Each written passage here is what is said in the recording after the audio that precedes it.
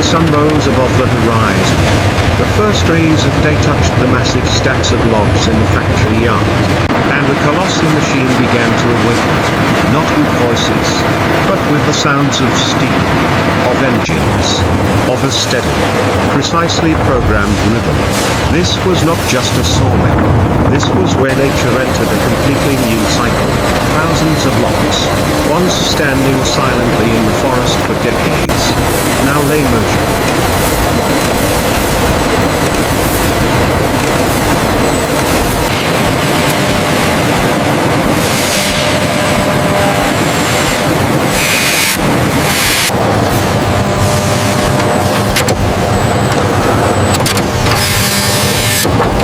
Under the industrial sky.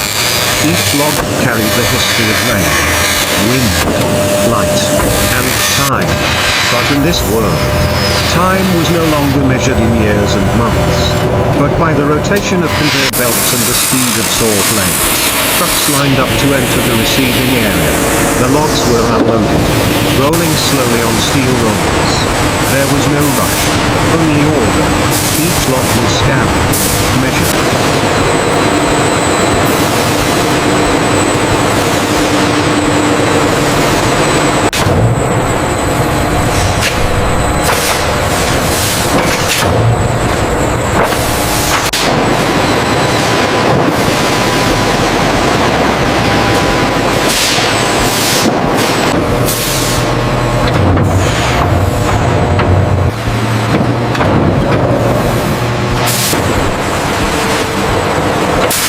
Sorted. Machines can read what the human eye cannot see: wood grain density, internal moisture content, the structure hidden beneath the rough bark. From the very first moment, the fate of each tree trunk is calculated.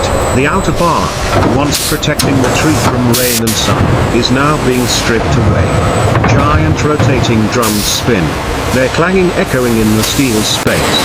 The bark falls, swept away, making way for the clean, bright wood, revealing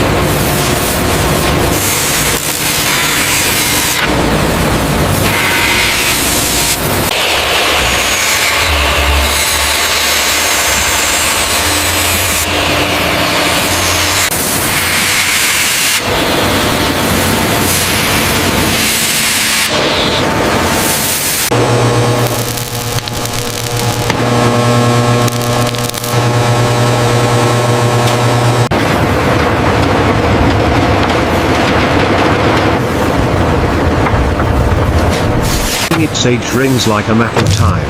Each circle represents a year of growth. But in this factory, every year is compressed. The clean wood moves further down the assembly line. Giant, sharp saw blades spin at thousands of revolutions per minute.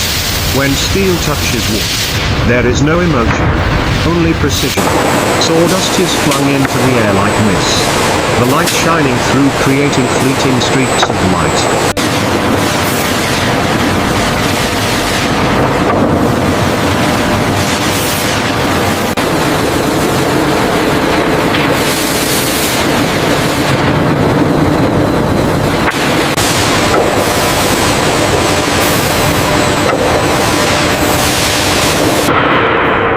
A single tree trunk is now being split into sections, each with its own function in the process ahead.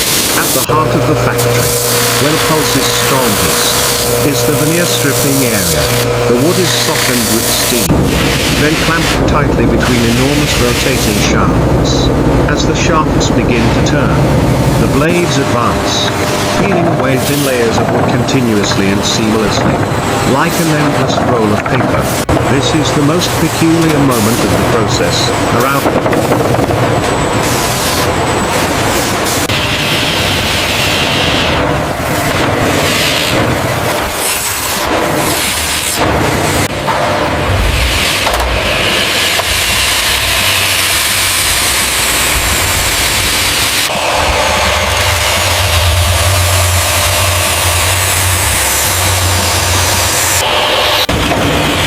Log gradually disappears. leaving behind a thin strip of wood bearing its entire grain.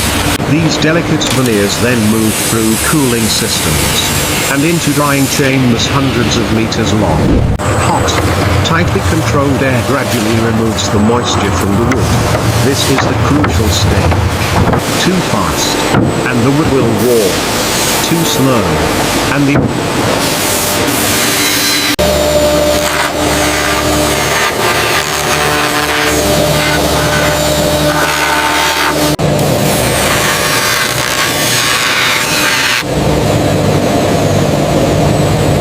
assembly line will lose its rhythm. In this world, everything is about balance. After drying, the veneers are inspected, not just by eye, but by a system of cameras and sensors. Perfect pieces move on. Faulty pieces are discarded. There is no room for compromise, because each veneer layer, no matter how thin, contributes to the durability of the final product. The veneer layers are stacked on top of each other, each layer perpendicular to the previous one. This is the secret of plywood. Unlike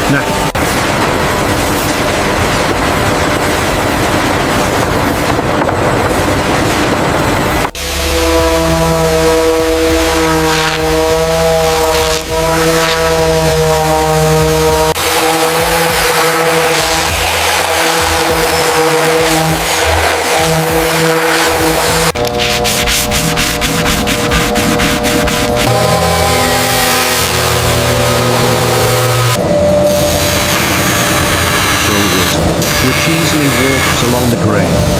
Plywood is strong due to the resistance of the grain layers.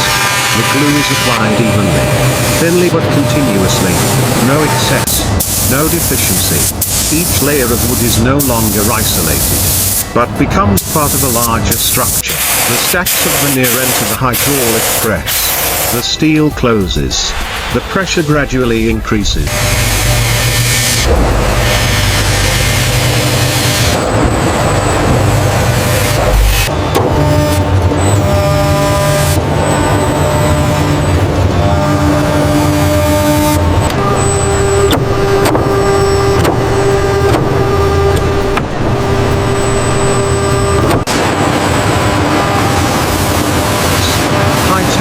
Press the wood layers together. Here, no one can see inside, but everyone understands, this is the moment the wood is reborn.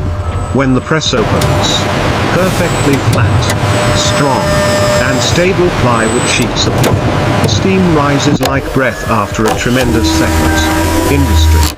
Only warm light. Hands resting on wooden surfaces. Meals. And conversations remain. No one in the room thinks of the forest. The factory.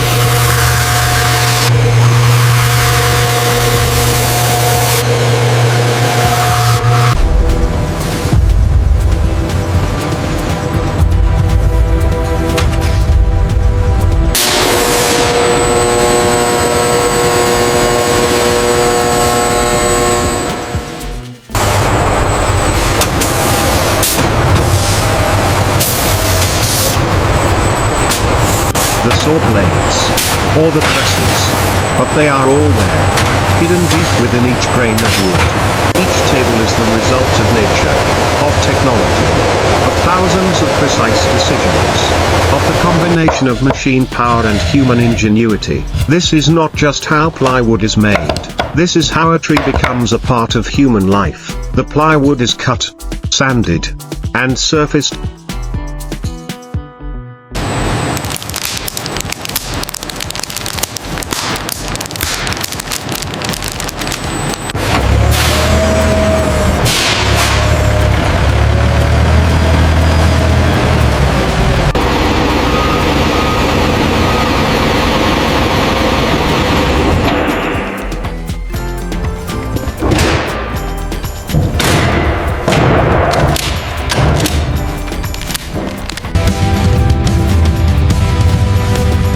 Treated. CNC machines move precisely along pre-programmed paths. No deviations. There's no randomness. The large pieces of wood gradually take on the familiar shape of furniture. Edges are rounded. Surfaces are smooth. Every detail is prepared for the ultimate purpose. But here, machines aren't everything. Sometimes, a human hand touches the wood's surface. Not to repair, but to feel. There are things that human touch is better at than any.